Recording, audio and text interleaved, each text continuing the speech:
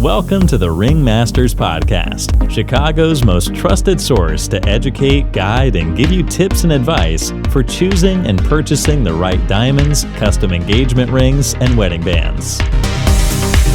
Here's our expert design chief, Kurosh Daneshkar, and our diamond experts, Maury Taffershe and Terry Hanley. This podcast is brought to you by Chicago's own Wedding Bands and Company, where we believe marriage is too important for ordinary jewelry.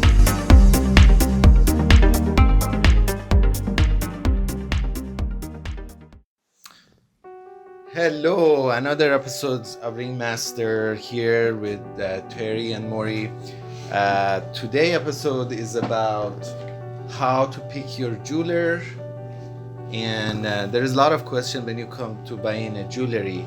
Where you gonna buy? Is this something you can walk to any store? And what you to buy? Should you go to chain store? What is different between chain store and big shopping stores like Macy's? And what's different between you go to a small shop with boutique look, or you go to different mall and you see those jewelry stores? So come to this question: how you pick your jeweler? And that's critical because whoever you're gonna work with, technically they have to service your ring. They have to you have to always go back and make sure they have a warranty. And we're gonna go through all of this today, and we can discuss further. So Terry, what do you think if you're looking for engagement ring? Well, something that I kind of point out and say quite often is that generally few people are actually shopping for jewelry. People shop for a lot of different things. I mean, this is all about emotion. Few people are shopping purely for jewelry. There are those that are shopping for a pretty turquoise blue box, and they will go to a specific big name that you are all well aware of. Some are looking for a cool CC symbol, which again, you're going to walk into a store or somebody you're very familiar with. There are those that are looking for 80% off discounts and 70% off and credit terms for the next 10 years. And those people that are shopping for that are going to go to, your big mall stores, your big chain stores and things like that are forever marking it up to mark it down to make you feel good. Then there are those that are really looking to acquire a piece of jewelry at a fair price, and they're going to seek out that medium guy, that independent, that neighborhood such as what we're in here in the dealing with the public. This is the real world and where stuff is really priced at for what it truly is. Which is, for some audience that might be came across of this podcast, we are in corner of Madison and Wabash. Is Jeweler Road in downtown Chicago. And this area, it's been in jewelry. How many 200 years, 180 years. Yeah, 180 years. It is a primary jewelry district in the country. New York City, you have 47th Street. Los Angeles, you have Hill Street. Here in Chicago, it's Wabash. It is a major, I hate to use the terminology, but it is a major wholesale district, whatever wholesale truly is. But what it is it's very competitive, so pricing tends to be very fair, and has to be on the mark because there are certainly plenty of jewelers here in the neighborhood to deal with. So, my opinion with this and picking your jeweler is, what are you truly looking for? You got to ask yourself that, and you what is it that moves you in terms of what you're looking for. Then it becomes who you're comfortable with. You got to find somebody you're comfortable with. This is a blind buy. Most of us, by the point of 20, if somebody's acquiring an engagement ring 23, 24, 25 years old, most of us have bought and sold a car, maybe, have bought and sold maybe a house, It is, so with those, you've got some lines of comparison. You've got some history. You got Ford Mustang is a Ford Mustang is a Ford Mustang. Some have these options, some have those options. But a Mustang's a Mustang, a Mustang. And you all have a little bit of a sense of that. When you go to buy a piece of jewelry or a diamond, it's a blind buy. It's something you've never dealt with before. So you can do all your research, and that's great. But reality is you need to find somebody you're comfortable with and that you trust to walk you through the process, right? So, like, it's come to the word of trust, isn't it, Maury? That is true. I always tell my clients that, exactly the same way that you need a family doctor, you need a family mechanic, you need a family jeweler. This is a piece, regardless of the value of it that you're purchasing, if it's $2,000 ring or if it's a $50,000 ring. You need the maintenance, or you have to keep up with all this maintenance for years and years and years.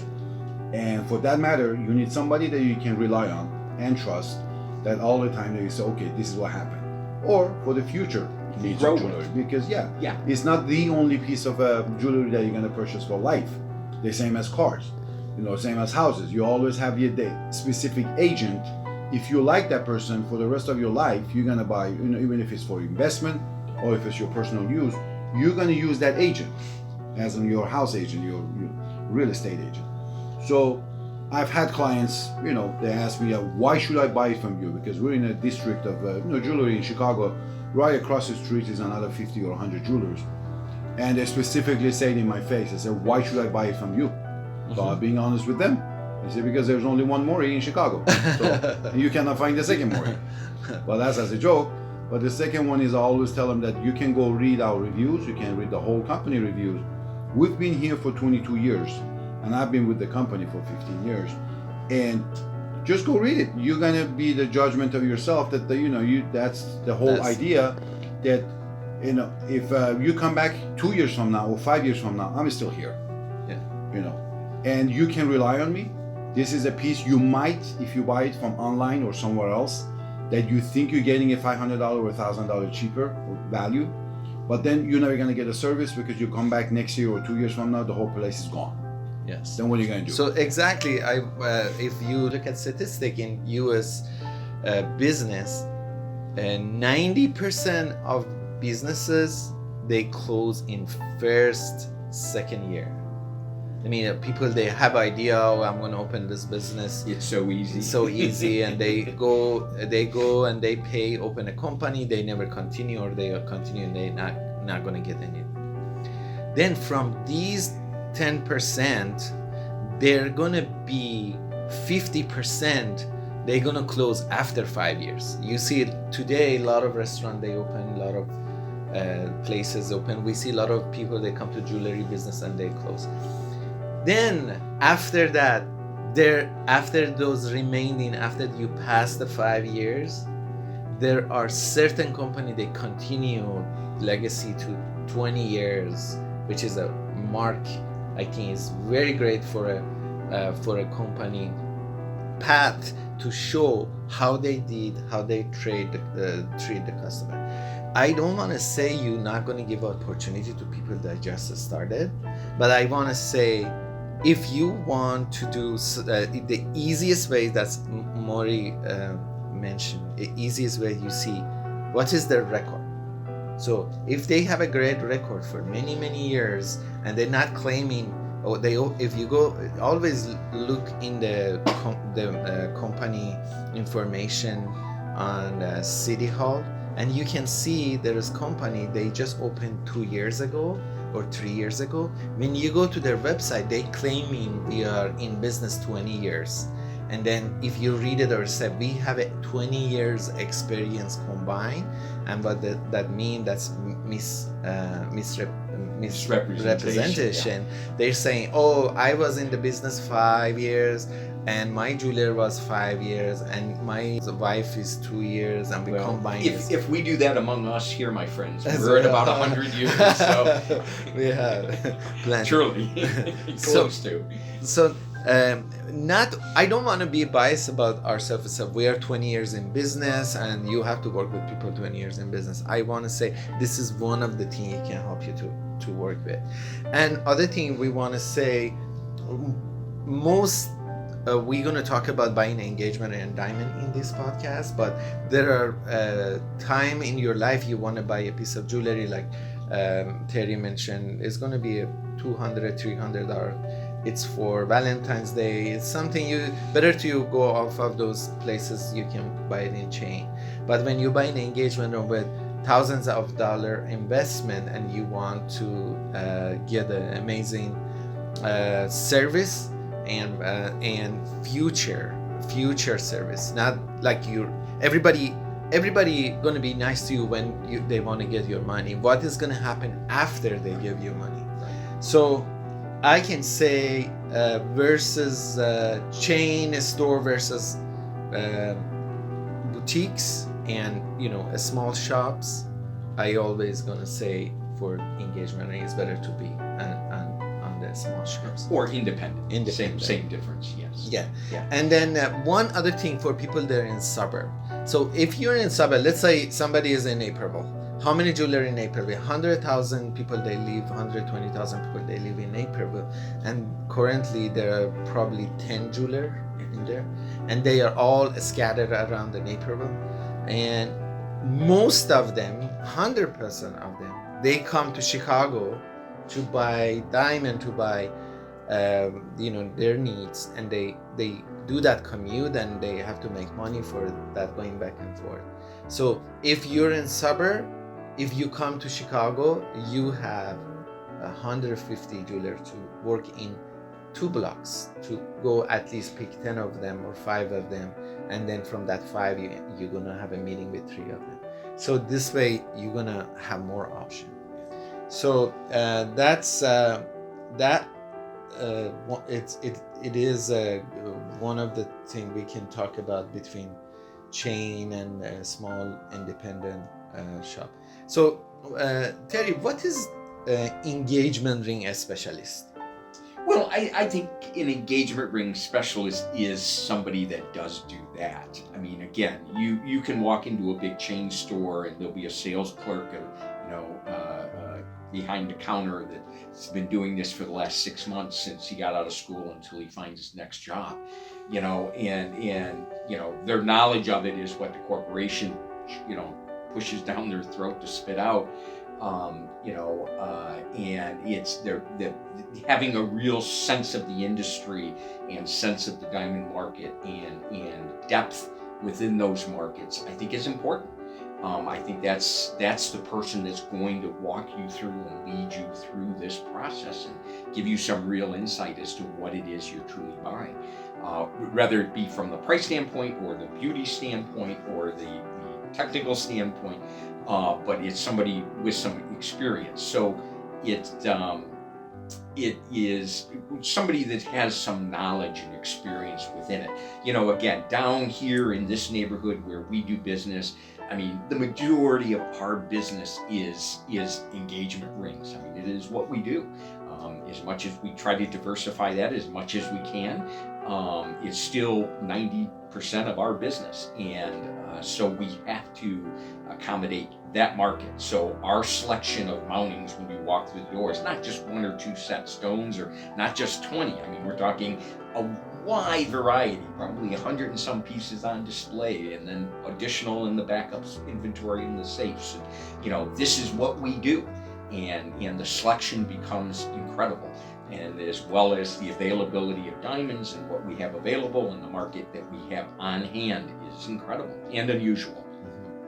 I want to say we come to work, talk about engagement ring designing and everything. I go home, still there is conversation, and then I'm gonna ask you guys too. Most of the times I sleep and I'm designing or I am worried about the job we have to deliver. So it's like we are 24 hours. We're doing engagement ring, diamond, engagement ring, designing. This is what we are, and we love it. What we do. We love it. Yeah, it's like do. I can't be I can be happier than this to what I do, and it is the same thing for you guys. So Mori, have you had a dream or anything you wake up about your customer? Pretty much, I don't have a dream because I don't sleep. I'm up 24/7 thinking about sending emails to my clients. Yeah, they email me at 2 o'clock in the morning, then I answer right away because my phone is going to be beeping. But regarding the engagement ring, the specialist, as Terry said, it all comes back to knowledge and experience, period. And it's I've had a friend, I was talking to him a couple of weeks ago. It's so funny that they had this watch, one of these brand name watches, that he bought it from one of these chain stores that I don't want to mention the name, and they said it was $2,000 and it was 75% off, and then he bought it for $500. He purchased it, and then he goes home and then come back after 2 days that the watch is not working. So come back to the store and said, take it to the same person that he purchased it from. Hey, it's not working. The person said, I'm sorry, I'm not a watch expert. I'm just a salesman. He goes, what should I do? Send it to the manufacturer. I said, then why did I buy it from you? $500. So you want to purchase your jewelry, engagement ring, wedding band, from a place that they have the knowledge and the experience that if something goes wrong, or if not just that something goes wrong, just the maintenance, or if you have any question, that you can ask him and then they can respond to that, very as an expert. And I think the reality too, and I know we all talk about this way too often, no matter what area of sales you're in, but it's really all about building relationships. And that's, as I say, we're not making any huge profits off the initial individual diamond sale. What we're doing is building relationships for years to come. So when you do need that bracelet, or you do need that pair of diamond study earrings, you do need that baby gift, that you do contact us, you do come back to us. I mean, it's about relationships, and within those relationships, you have to respect them, and you have to be honest, and you have to be straightforward with your clients. And it's always my favorite part of the business, quite honestly. So speaking of that point, is we coming to, let's say today is everybody first step they do, they go online, isn't it? Yep. It's like, so when you go online, there is two ways you can go. One way is you are going to pick a company with a good record, which you think they can deliver the job you want to do, which we're going to talk about these, which you watch for. But other thing, you're going to see a lot of websites which they want you buy online. And obviously, I want to say it's a great tools to you compare prices, but it's nothing, it's like you can count on, because there is a variety of the diamond. So it's not like you're gonna say this is a G color, it's a GIA, and this G color is same as any other G color I see. There is no such a thing. Even if you look at the GIS certificate in the corner, there's a disclaimer, and exactly this disclaimer explain these are opinion and none of them they're fact. Obviously, color, it's opinion. Like I'm gonna say this is a gray, your eye is gonna say no, this is a charcoal, this is a little bit darker, so this is our I often describe that as each stone having its own true personality. I mean, reality is the color aspect. Yes, the clarity grading aspect is a bit subjective, but the color grading aspect of it is pretty much a matching game. I mean, we have a master color set. You kind of line them up, and okay, it falls closer to the G than it does to the H. But even with that, every stone is going to have just a little different personality, a little different flavor to it. And as I often say, everything's priced what it's priced for a reason. The most beautiful stones are going to be the most expensive on the list. The least expensive stones are going to be the least expensive for a reason. And shopping online, you just don't grasp that. It's a great tool while in the process of doing your due diligence, while kind of getting a sense of what this is all about. But reality of shopping on there, again, you have to see it. I've been doing this literally my whole life. And I still, until I have that stone in my hand and really get to a true look at it, I never count on what I'm seeing. Yeah. Grading reports are important. Grading reports are definitely should be in today's market, but it's not the end all. You need to look at the stone. Yeah, pretty much. No, that's pretty much what I tell my clients, that it's a great tool to go online to look at all the numbers just to get an idea. Like us, we Yeah. have it online. We do We the do- same thing. that's what we Yeah, do, we do it yeah. all the time, every single day. But the point is, I mentioned this point that it's public website. This website, it's not just open to the public. It's for me too as a jeweler. And there is about 280,000 jewelers in the United States. Pretty much, they're It's small. within trade. Yeah, within the, trade. within the industry. So- website. Right. All of these jewelers around the US, they have access to these websites. So if you think that you're buying a diamond 3 carat is $15,000 cheaper than the one that I priced you, why makes you think that I don't have access to that stone? I can just go online and I know everything about the diamond as more than a person, every average consumer, and I'm going to swipe my card and buy it, bring it to the store, and make another $10,000 off of it. But I don't do that. Why?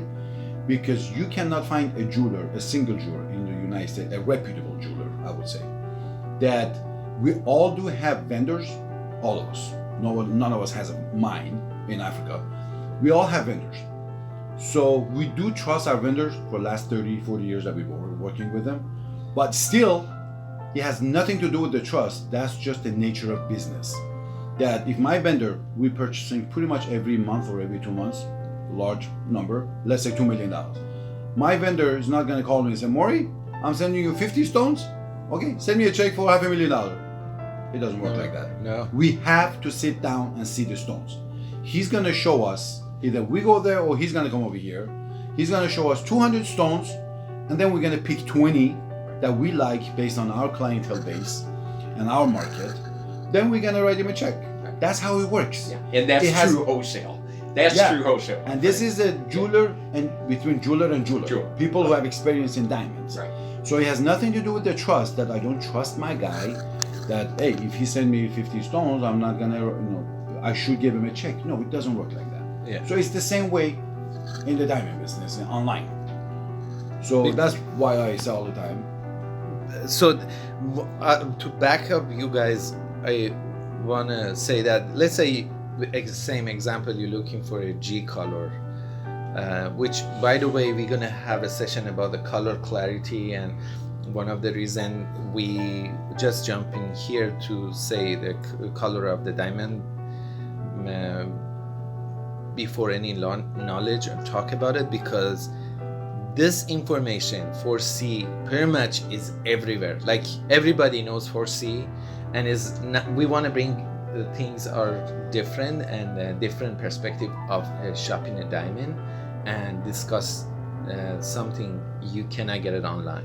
In this podcast. In this podcast. Yeah. So if you're looking for a G color in any website, Blue Nile, James Allen, or any other website, or even our website, you put the 1 carat G color SI1, and then you're gonna see 50 option, and none of these 50 option they're exact same price. They all 50 option, they are different prices. Even you narrow your search and you're gonna say, I want exact same table, I want exact same cuts, I want an exact polish, everything, angle, you come to different prices. And one of the fact is how they buy this diamond. So for example, somebody bought a diamond in wholesale, like let's say from a side holder or a big manufacturer, let's say $20-30 million. Say they get more discount than somebody goes and buy 2 ring from a wholesaler in 5 South Wabash. So these are going to change the price of the base of the diamond, but other than that, they never gonna be exact. Like you're gonna say, oh, this stone I found online is cheap, and I was lucky to find this. Nobody's giving anything away. There is a price for everything. Everything's priced what is priced for. I was telling Kuresh yesterday, I had this client yesterday walked in. This lady, she showed me a picture on her phone that I'm interested in the 3 carat, E-color, which is colorless, pretty high, VS1, XXX, diamond. Beautiful. And it was online. Yeah, he said, I'm buying it for $38,000. Oh. So I said, to me, I didn't say anything to her. I said, wow, that's impossible. But then I could see the price on it, so I couldn't say anything because it was listed. So she left, and now I talked to her, and then she's gonna come back next week to look at some diamonds. And then I'll go right away online to our website as a jeweler, and I see that there's gotta be something about this stone that is so cheap. And it was a XXX diamond. So the picture, the video that was listed, it was not the actual video. But because customers don't have the basis of comparison, they're going to see that picture and say, wow, it looks awesome. And it's a XXX and it's an E-color and VS1. Right. And nothing could go wrong with it. Right. And the next one on the list, on the same website for that company that she was buying from, it was $22,000 more for the EVS1. So I said, there's got to be something. Yeah. So I go online, I find the stone, the exact same stone, because we have access to that picture. So I bring it up, and then it's hazy diamond. Strong, because it was a strong fluorescence. Yes. That's it. Yeah. $22,000 difference with that one, between that one and the next stone on the list. Everything's priced what it's priced for a reason. Yeah. Everything's priced. The most expensive are the most expensive because they're spectacular stones. The least expensive are the least expensive because there's something wrong with them.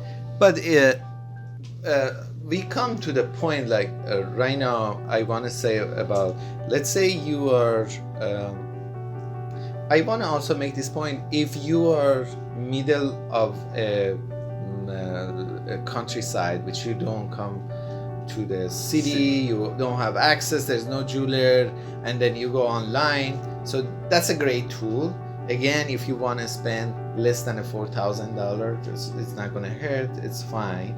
And I always remember Blue Nile, the website which sell diamond. It used to be a public company, and they used to give their financial report. And I always follow to see the market, what they are selling and what they're doing. The average sale online was 3,800, and these 3,800, about 1,000 was the ring, The mounting, and it was the 2,800 approximately was a diamond, which comes to half a carat diamond. Right. So that's showing what is the kind of customer they get and what people they buy. But if you go to their website or you see their advertising here and there, they want to show, oh, I bought 3 carat there, I bought 2 carat. So no one is gonna trust that to put that amount of money to ship to by your door, and then you don't have nothing to compare and nothing to do. And then what do you want to do? You want to take it to go a jeweler, say, oh, can you check this is what it is? Right. What is the sizing? So I think in future might be going to be a different way to, as I see some of these companies, they are trying to open a store like brick and mortar, yeah, because which is interesting. Nobody trusts to Right. go just buy a $20,000, $10,000, $7,000, $5,000 without seeing it. Right. And if they do, I think that was not a wise decision. That was not a wise decision. And not to discount $3,000 engagement rings or $5,000 engagement rings. I mean, that's $3,000 is a lot of money to a lot of people, including me. $5,000 is a lot of money to a lot of people. So we're not trying to discredit that. But the point of the matter is that as you start to get into these bigger tickets,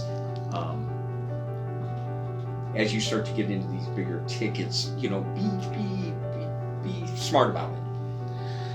Very good. So we are want to kind of close for this podcast. We want to finish up this podcast today. We want to say, when you want to pick your jeweler, one of the best way is to go somewhere you can visit more people, do your research online to pick a jeweler. And we mostly honestly, we recommend, even we are selling online, we recommend you go to brick and mortar. What do you say? Brick and mortar store. Yes. We want to say go to brick and mortar store and visit the people. make connection with them, compare, get educated, see Follow what is your it. instincts. Follow Follow your- your gut. Yes, and make connection with that jeweler. And a couple things also I want to add is make sure they offering service in-house if it's possible. So they have their own jeweler, they have their own designer, they do the production. If you want to customize, they have a team to back it up. But if you work with a smaller place, ask them where this ring is going to be made, who's going to make it, who's a jeweler, who's a designer, how are you going to provide me service in future. By bringing those questions, you're going to find out is this the person you want to work with. Most of the people you're gonna see, they take training to be pleasant when you see them.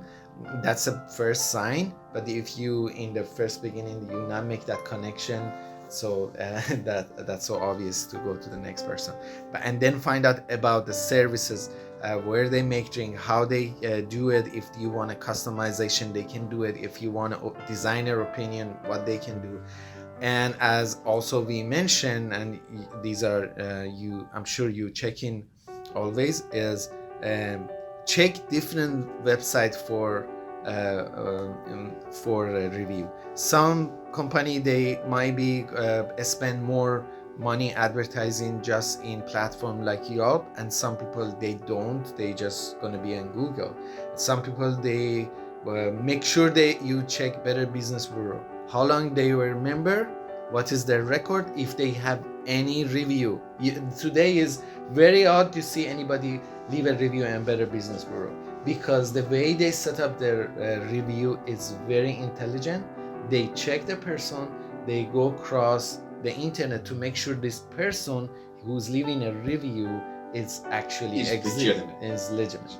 Yeah. And is actually actual person. And I think they're gonna go aggressive after that. That's good. They should. To get the market market share with Yelp and other places. So check their review, and then go visit at least 3 jeweler, visit with them, sit with them, and talk to them. And you always welcome to come to our store. We educate you, we teach you, we answer all your questions, and we look forward to see you guys in our store. Thank you. Take care. Take care. Everyone. This podcast is brought to you by Chicago's own Wedding Bands and Company, where we believe marriage is too important for ordinary jewelry.